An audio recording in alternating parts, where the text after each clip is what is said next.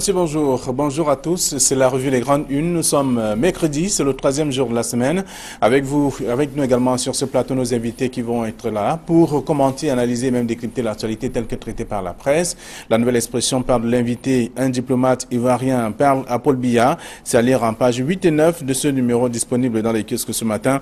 Le même journal parle également de rentrée scolaire, le chantage des sécessionnistes. Le gouvernement intérimaire de l'Ambazonie s'est dit d'ailleurs favorable pour la rentrée scolaire dans le nord-ouest et le sud-ouest, mais pose certaines conditions. C'est en page 3 de ce journal.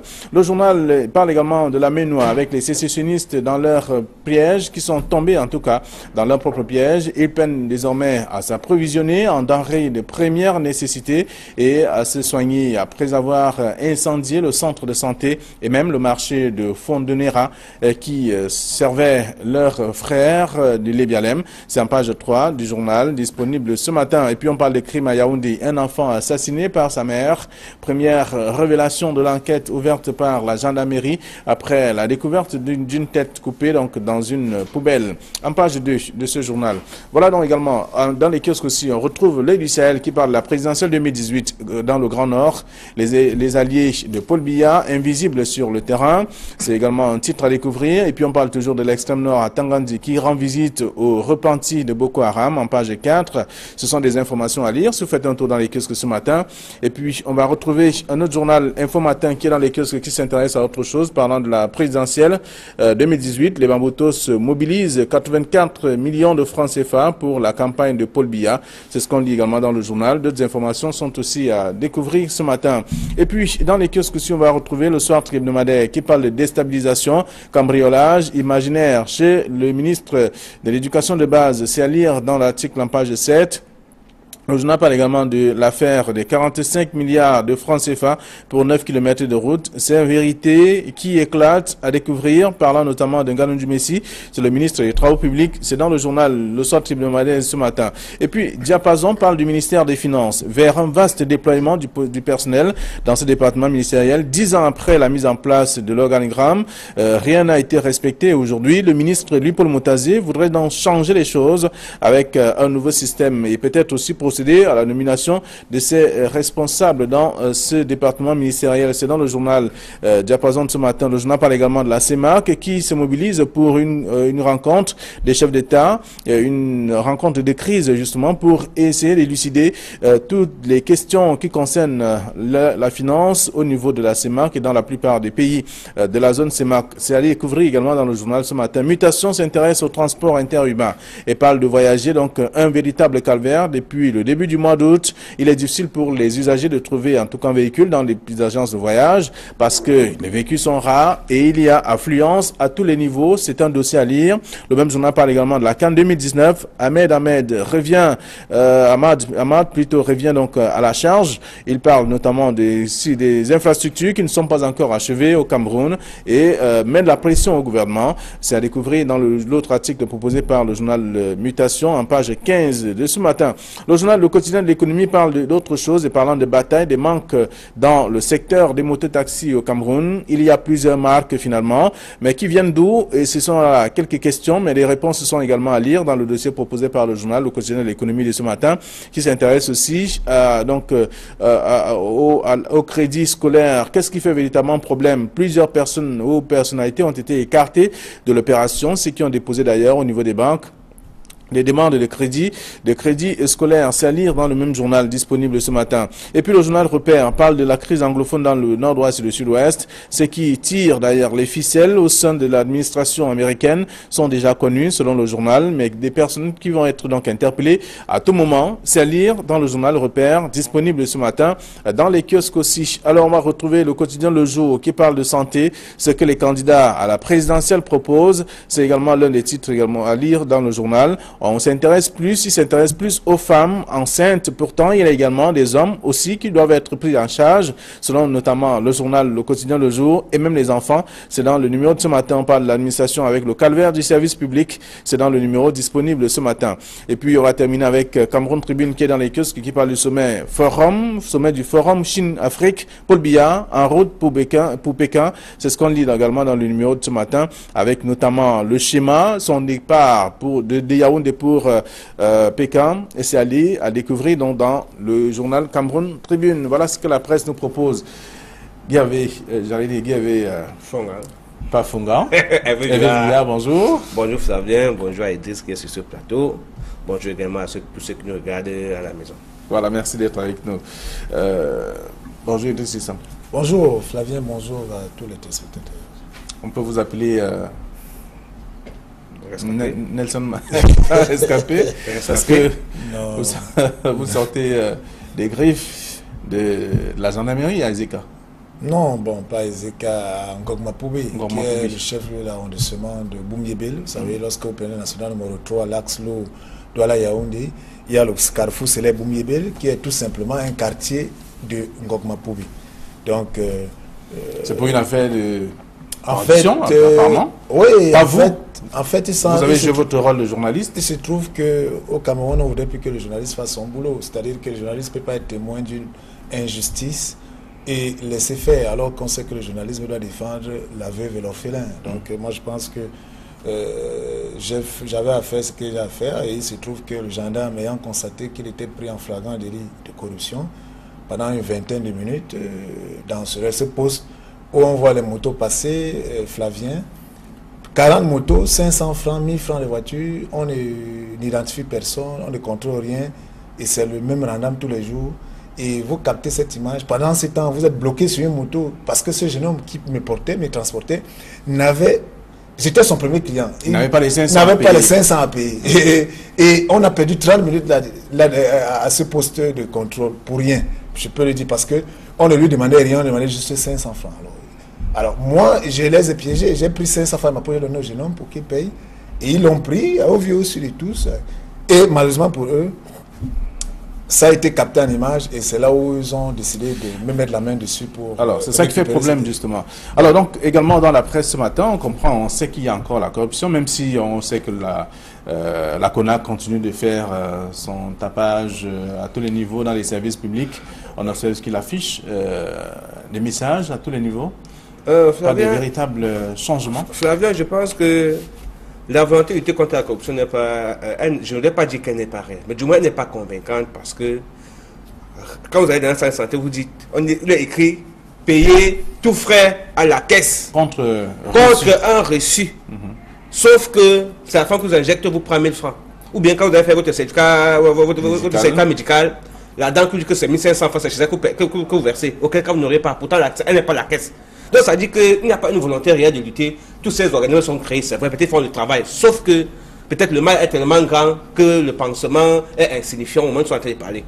Parce que partout le message est écrit, sauf que ce n'est pas ça. On connaît toute la pratique. Nous tous nous voyons tout ce qui se passe. C'est le phénomène qui dit que c'est ce qui est interdit qui attire plutôt. Exactement, c'est ça qui se passe aujourd'hui. On se pose bien la question de savoir si on a une réelle volonté de lutter contre cette corruption. Parce que chaque fois que vous avez saisi la CONAC, la réaction n'est pas aussi rapide. Et de deux même, à quoi servent les résultats de cette CONAC? Parce qu'il faudrait que chaque fois qu'on épingle des gens, il faudrait que ce président de la République donne encore l'option pour que la justice se saisisse de l'affaire. Un procureur de la République, permettez-moi de finir, un procureur de la République, oui, dès qu'un sujet est soulevé comme celui-là, ne peut pas engager l'action judiciaire. Pourtant, c'est de son ressort. Donc il faut toujours attendre pour bien pour tout faire. Okay. Flavien, je vais juste ici, pour clore avec cette histoire, demander à la CONAC de nous venir en soutien, parce que la CONAC nous demande de dénoncer. La CONAC nous demande des éléments de preuve. Avec les numéros. Et là, voilà mon téléphone portable confisqué au poste de brigade de gendarmerie de Ngogma Poubé depuis lundi. J'ai été auditionné sur le PV. Le commandant de brigade n'a jamais justifié qu'il a mon téléphone portable. Vous voyez, mais pourtant il a gardé par devers lui. Alors j'ai pris la CONAC de me venir en soutien, parce que dans cet effort portable il y a des preuves de corruption très graves et qui peuvent être utiles dans leur travail du quotidien. Mais s'ils ne le font pas, si la CONAC ne le fait pas, ça veut dire que désormais on doit seulement baisser les bras et dire comme tous les Camerounais que on va faire comment. Comme nous sommes dans un système de corruption, il faut payer le péage partout. Qu'on le fasse, est-ce que c'est ça? C'est comme cela que nous devons continuer à nous comporter et à le faire. Est-ce que les gendarmes, qui sont pourtant encore responsables ici, parce qu'il y en a des gendarmes qu'on connaît qui sont des valeureux soldats avec tout ce que cela comporte, on connaît des policiers qui sont des policiers intègres, mais il y en a qui ont fait de la corruption un cheval de bataille et même pris la main dans le sac au lieu de faire profil bas, pensent que ce n'est pas la violence qui résoudra les problèmes. Très bien. Alors voilà donc ce qui est dit et également dans la presse ce matin, on comprend dans la nouvelle, enfin on lit dans la nouvelle expression, parlant de la localité du département de la Ménois, il y a des sécessionnistes qui sont tombés dans leur propre piège. Oui, bien sûr. Il faut quand même reconnaître que déjà dans la région anglophone, ce n'est pas tous les habitants de ces régions qui sont pour la sécession. Et du coup, quand ils ont engagé leur campagne de destruction des biens publics, en brûlant les commissariats, les gendarmeries, les hôpitaux, les écoles, arrêté, ils ont oublié une seule chose, que c'est arrêter tous ces bureaux, tout cela était fait pour leur bien-être. Or, aujourd'hui, quand vous avez besoin de soins et que vous avez incendié votre centre de santé, où est-ce que allez-vous recourir, où allez-vous soigner? Il n'y en a pas. Vous avez besoin aujourd'hui, pour ceux qui vont aller à l'école, on a incendié les écoles, où allez-vous aller à l'école? Du coup, vous êtes obligé de migrer pour venir du côté où ces institutions existent encore. Du coup, ça devient compliqué. Et le cas relevé par notre correspondant à Viviane Tonfa, qu'on ne peut pas citer, du côté de Tchang, fait comprendre que les sécessionnistes sont dans un problème sérieux. Et eux-mêmes, vous vous souvenez que dans les réseaux, il y a quelques jours, eux-mêmes disaient qu'ils avaient mis la main sur des faux sécessionnistes qui pillaient et qui créaient le désordre là-bas. Pourtant, c'est eux qui ont commencé cette histoire. Ça devient compliqué et on a toujours crié sur ce plateau en disant tout ce qu'ils font n'est pas bien. C'est vrai que les causes, ils ont mal dans leur chair, ils revendiquent un certain nombre de choses. Mais ce n'est pas en détruisant les biens publics qu'ils vont réussir à résoudre le problème qui est leur. La preuve, aujourd'hui, ils ne peuvent plus se soigner. Ils ne peuvent plus, en tout cas, le marché ne peut pas faire le marché. Même le marché ne peut pas faire le marché parce que le marché a été brûlé. Les marchés sont brûlés, les boutiques sont scellées, sont scellées. Les gens ont peur de se ravitailler parce que, imaginez, dès que vous ouvrez votre boutique, vous devenez la cible, une potentielle cible. Personne ne veut laisser sa vie. Et du coup, ils seront donc face à plusieurs phénomènes. Soit ils vont mourir de maladies parce qu'ils ne peuvent pas se faire soigner, ou du moins se migrer par ici. Ils vont même mourir de faim parce qu'on ne fait plus le marché. On ne parle plus au champ à cause de cette insécurité qui est de ce côté-là. Et c'est de ça que nous parlons tous les jours, parce qu'on dit qu'il faut arrêter la guerre, elle n'est pas bonne, ni même pour ceux qui font la guerre. Très bien. Alors, donc on parle de cette localité, en tout cas qui connaît des problèmes aujourd'hui. Pas la localité en fait, ce sont ceux-là qui ont pillé, brûlé, qui sont coincés. Oui, selon le journal. Flavien, lorsqu'on lit cet article, il faut dire qu'il s'agit des populations de Lébi Alem qui désormais envahissent le département de la Ménois. Ils viennent à Tchang parce que au niveau de Fondonner, à un village bien précis, ils ont eu à brûler le marché et le centre de santé. Et il se trouve aujourd'hui que quand on dit ils ont eu à brûler, ce sont des supposés sécessionnistes. Parce que lorsque vous l'avez bien dit, dans la presse, on lit certains sécessionnistes qui disent qu'ils ne se reconnaissent pas dans les faits. C'est-à-dire parmi ceux qui brûlent, vous voyez aujourd'hui. Pourtant, à une certaine époque, ils ne l'ont pas dénoncé.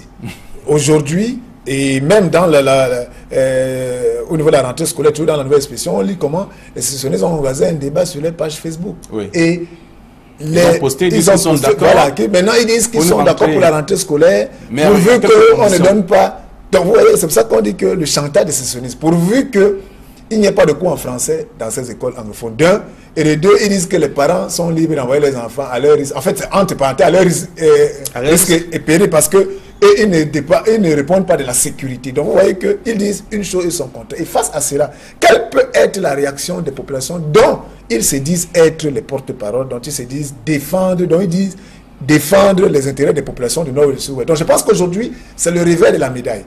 Parce que face à une situation instable, il y a toujours des gens qui en profitent. Et parmi les gens qui en profitent, ce sont toujours les brigands. Parce que je suis sûr que s'il y a 10 supposés sécessionnistes, il y en aura peut-être 2 sérieux et 8 aujourd'hui qui sont des brigands, qui profitent du fait que les gens ont abandonné les villages, les gens ont abandonné les champs, les gens ont abandonné les boutiques, qui cassent, qui pillent, et pour pouvoir, et après, justifier que c'est les forces de l'ordre qui le font. Vous voyez que nous sommes dans une situation où les populations même qui au départ soutenaient peut-être une cause par rapport à la grève se retrouvent entre le marteau et l'enclume. Voilà que les centres de santé ont été brûlés. Pour quelle raison?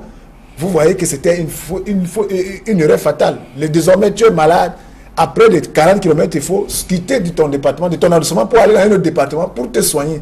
Alors que le centre de santé était là, il pouvait te permettre de soigner un paludisme ou bien une petite infection. Donc aujourd'hui, il y a déjà le réveil de la médaille pour ces populations qui sont restées... Impossible de faire le marché. Impossible de faire le marché parce que les marchés ont été brûlés, des boutiques ont été cassées. Donc ceux qui même avaient des boutiques de ce côté-là ont décidé de fermer boutique et de migrer, d'aller ailleurs. Donc voilà que le réveil s'est fait sentir et les sécessionnistes se retrouvent un peu coincés. Alors maintenant, ça va devenir un enjeu. Comment vont-ils retravailler leur image auprès de ces populations qui disent défendre? Et comment le gouvernement, face à cette situation, va-t-il faire des propositions pour qu'on sorte de cela et qu'ils peut-être profitent de cette situation pour remettre l'ordre?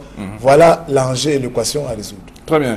Alors, lorsqu'on a lu l'article, on comprend qu'il y a un véritable souci et le département de la mine aujourd'hui qui est davantage envahi par des populations, par des déplacés, parce qu'on les appeler ainsi. Et on parle également de cette rentrée scolaire, le chantage des sécessionnistes aujourd'hui, qui estiment que oui, ils sont d'accord pour la rentrée scolaire, mais avec quelques conditions quand même évoquées en page 3 du journal. Et puis l'Heure du Sahel de ce matin parle de la présidentielle 2018.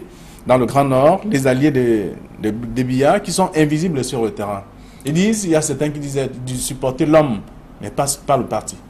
Oui, mais il faut dire que c'est, comment dire ça, c'est juste un problème de sémantique. Il ne faut pas qu'on trompe le Camerounais. Vous savez justement que quand on parle de politique, il n'y a pas de logique en politique, il faut le reconnaître. C'est-à-dire que, en fait, on trompe l'œil, il faut tromper la population qui est le bétail électoral, parce que ceux-ci, à majorité, ne comprennent presque rien et tout ce qu'on veut obtenir d'eux, c'est tout simplement leur vote. Et du coup, ils peuvent utiliser tous les arguments qu'ils ont à leur position pour pouvoir dire, mais en réalité, quand on ne peut pas soutenir le président de la République et ne pas soutenir le RDPC, parce que le président de la République, même s'il est d'abord Paul Biya, il est le candidat du RDPC. Donc, ça induit que vous soutenez le RDPC. Et ceux qui font la une du journal sont pour la plupart des cas des présidents des partis politiques dits de l'opposition, mais qui sont alliés au RDPC. Bien sûr, mais on sait comment cela se passe. On sait jamais qu'après les élections, ils ont toujours convergé leur voix. Je crois que le mot est très bien choisi. Converger leur voix pour au RDPC. Ça veut dire qu'en fait, si vous votez pour un de ces partis, vous allez voter pour le RDPC. Parce que chaque fois qu'on a fait les décomptes des voix, ils n'assument pas le décompte de voix. Il faut juste un transfert. Comme on fait un transfert, comme un transfert de pouvoir, oui. Ok, voilà, nous on a pu obtenir ici, oui. On a obtenu tel pourcentage de voix, alors on veut le refaire. Et maintenant, en fonction du marché, du deal qu'il y a eu, parce qu'en fait, ça leur permet d'avoir leur position dans la gestion des affaires de la République. Parce que si on considère qu'en politique, la gestion de l'État, on considère l'État comme un gâteau et chacun voudrait avoir sa portion. Maintenant, au prorata du nombre de voix, du pourcentage de voix obtenues, on estime qu'on a mieux travaillé que l'autre et du coup, on a droit à une grosse part. Du coup, on peut comprendre ce jeu d'autruche que vous voulez faire. D'accord. Sauf que il ne faut pas se voiler la face. Quand vous soutenez le président de la République, vous soutenez le RDPC. C'est très bien. Alors, Idriss Lissam, lorsqu'on parcourt l'article, on comprend que ce sont des personnes qui ne veulent pas s'afficher, qui sont encore dans l'ombre, finalement, alors que tous les partis, tous les représentants des partis politiques essaient de se mouvoir d'une façon ou d'une autre et de se faire entendre aussi. Voilà, Flavien, il faut dire qu'en lisant l'Heure du Sahel ce matin, c'est une très belle problématique, mais il y a deux choses. Les alliés de Biya invisibles sur le terrain, on voit Birou Amagari, Amadou Mustafa, Dakole Daïsala, Issa Chiroma Bakari. Donc il faut dire que, Flavien, moi je pense que nous ne sommes pas encore à l'ère de la campagne électorale. Donc ça c'est ce que, si vous allez vers ces alliés, ils vont vous dire que la campagne électorale n'est pas encore, c'est pas encore le moment. Donc il faut leur donner du temps, jusqu'à peut-être qu'ils sont en train de préparer la campagne électorale. Ça, c'est d'un. Mais de deux, à lire ce titre-là, Israël, on va comprendre que c'est un couteau à double tranchant. Parce que désormais, vous voyez, ils soutiennent le RDPC, ils soutiennent Paul Biya, candidat de RDPC, comme l'a dit Hervé Villard. Mais attention, l'an prochain, il y a des élections de proximité.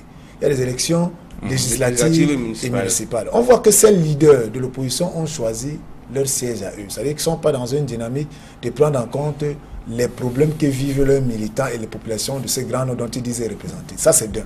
Et de deux, s'ils prenaient cela en compte, ils n'auraient justement pas, à ce moment-ci où les uns et les autres tirent les griefs, font un bilan essentiellement un peu noir, se vanter d'être avec un candidat, et demain, comment feront-ils?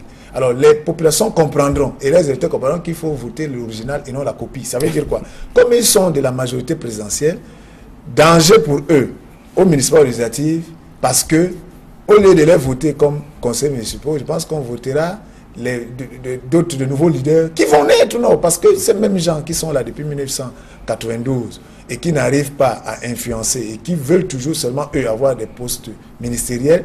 On n'a pas vu la dynamique qu'ils ont apportée dans le Grand Nord, avec un soutien de la jeunesse du Grand Nord, avec des initiatives, avec un nouveau personnel politique, avec... il n'y a pas longtemps, une presse annonçait que la jeunesse du Grand Nord allait changer la donne, c'est-à-dire C'est de ça qu'il est la question.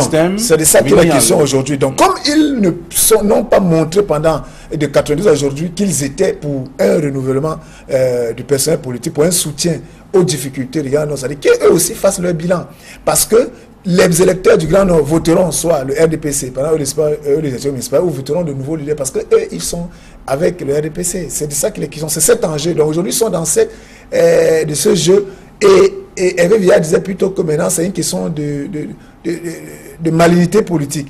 Hein? On soutient, on est de la majorité présidentielle, on soutient le chef de l'État, on va faire semblant de mais pour après, dans les gens dire que non, nous sommes de l'opposition, il faut nous donner des voix. Je pense qu'en 2018, ce jeu, ou en 2019, ce jeu s'arrêtera parce que pendant plusieurs années, ils l'ont fait, ça a marché, mais est-ce que ça marchera toute la vie? D'accord. J'ai les électeurs du Grand Nord qui trancheront. Veulent-ils continuer avec des chauves-souris, les personnes qui sont là, rien que eux, en avant, ou bien veulent-ils une nouvelle classe politique qui doit permettre à ce que de nouveaux visages viennent et que les problèmes de population du Grand Nord soient pris en main et résolus, et non que ce soit des individus qui prennent les populations en otage pour se positionner. C'est aux électeurs du Grand Nord de décider. L'article de l'Air du Sahel est tombé à propos. Présidentielle 2018, Grand Nord, les alliés de Paul Biya, invisibles sur le terrain, c'est l'Air du Sahel et également. Donc, mutation de ce matin, on parle de transport interurbain. À notre titre, donc, voyager, un calvaire.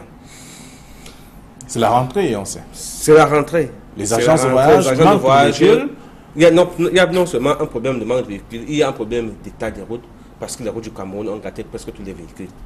Non, il faut dire la vérité, il faut dire la vérité. Mais c'est les routes qui gâtent c'est les véhicules qui gâtent les routes. Non, c'est vice-versa. Sauf que maintenant, au moment où nous parlons, ce sont les routes qui ont gâté les véhicules, parce que je veux parler de l'état de nos routes. Quand vous partez de Douala pour Bapsam, vous-même vous appréciez à côté des routes, et quand vous partez de Douala pour Bamenda, vous-même vous avez à réduire chaque côté de route. Et quand vous prenez l'axe Douala-Yaoundé, vous aussi, vous comprenez que même si on a commencé à construire la pénétrante est, qu'on n'a pas achevé, parce que dans le programme qu'on nous avait remis, au moment du lancement de ces travaux, on devait arriver au niveau de la Djibamba. Jusqu'aujourd'hui, on s'est arrêté à Borne 10, Tradex Borne 10. Où la suite de ce projet est où?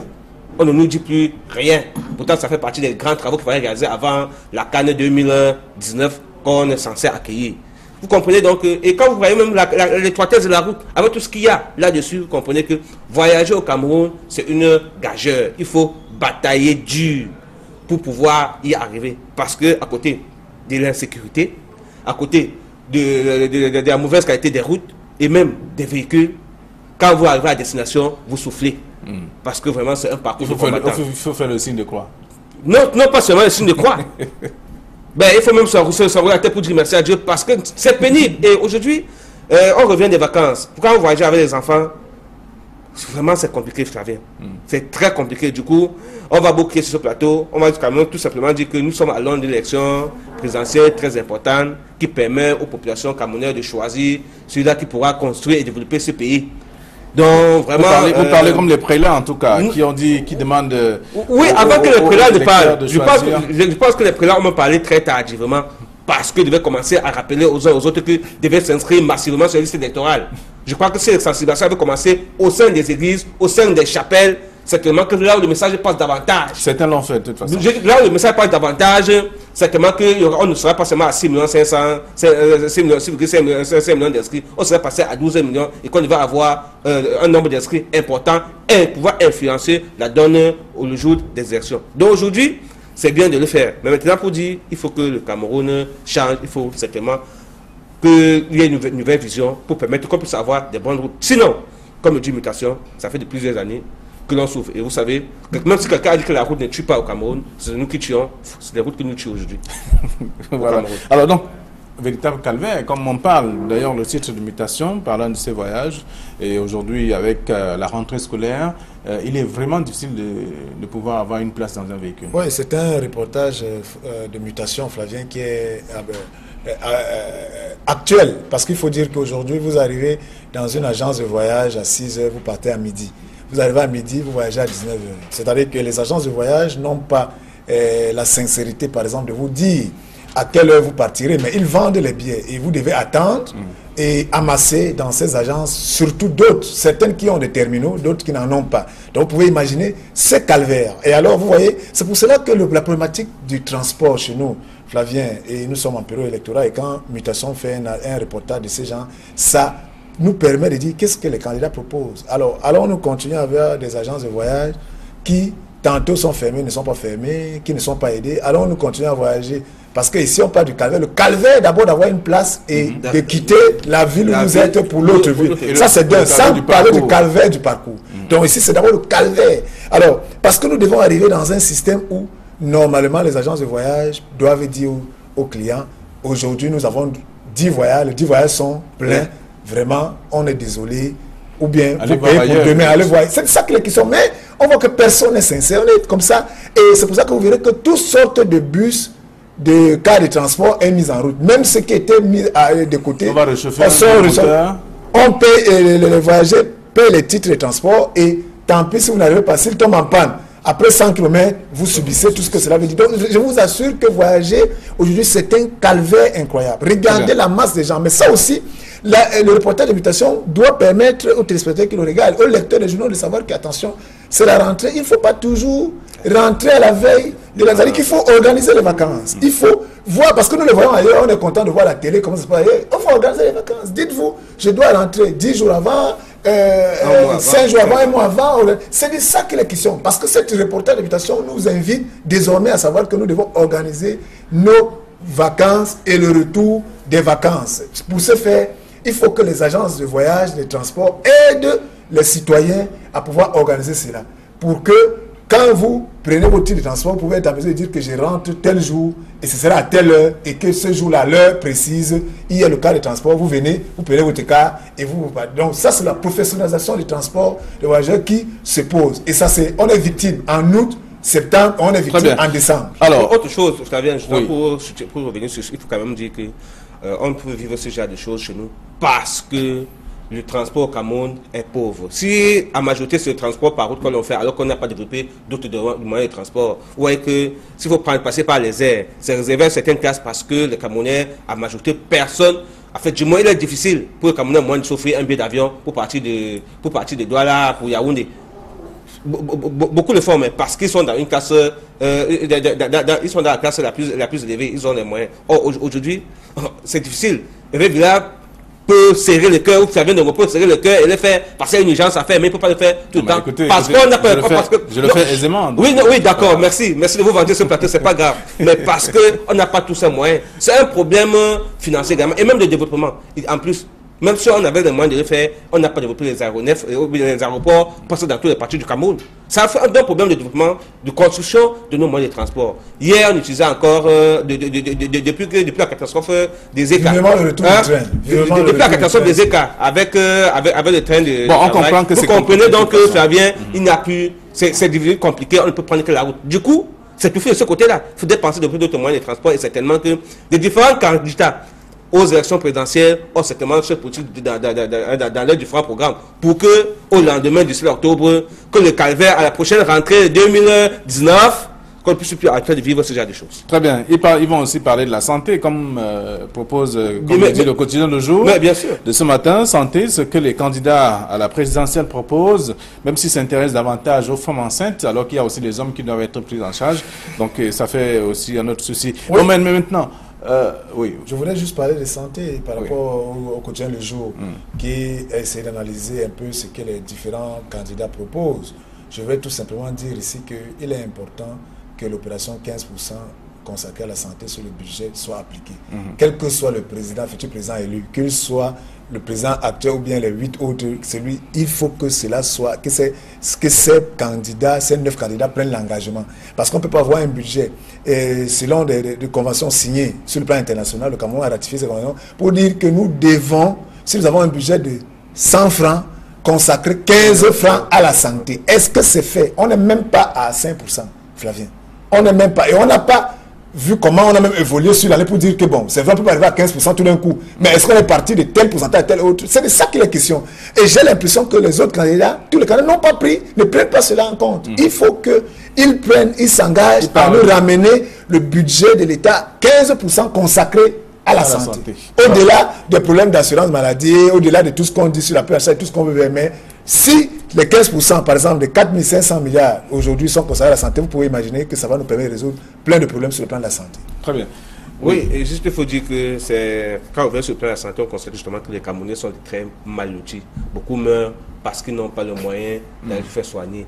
Et du coup, vous comprenez que ça devient un problème très crucial pour nous. Et aujourd'hui, quand on revient sur le programme des différents candidats, comme le souligne le jour, on constate effectivement que même si on accorde d'abord la priorité, certains candidats accordent la priorité à la femme et à l'enfant, c'est d'abord par eux qu'on commence, parce qu'en réalité, les enfants peuvent être les hommes, ils peuvent également être les femmes. Non, personne n'est ignoré dans ce cadre-là. Donc ça peut dire que même si nous sommes des pères aujourd'hui, il y a peut-être des enfants. Et c'est la classe la plus vulnérable, où il faut qu'ils soient aux petits soins. Et surtout, quand on dit que la jeunesse le fait de la nation, pour avoir un fait assez solide, il faut commencer à travailler dessus du moins. Il faut d'abord veiller sur sa santé depuis son bas âge pour être certain qu'on a un produit dur et bien mûr à maturité. Auquel cas, on va se tromper et du coup, il ne sera pas à mesure de réaliser ce qu'il faut pour qu'un pays comme le Cameroun puisse être prospère. Donc du coup, c'est bien de penser d'abord aux enfants, aux femmes qui sont vulnérables, parce que les hommes sont tous à majorité buvaient des biens. Alors, voilà, merci.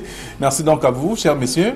Je vous souhaite un bon retour à vos différentes rédactions. Mais nous laissons le son lecteur d'aller découvrir ce que la presse propose ce matin. Et c'est dans les kiosques. L'information est capitale et intéressante aujourd'hui. Allez, bonne journée, à demain, après le journal de 9h.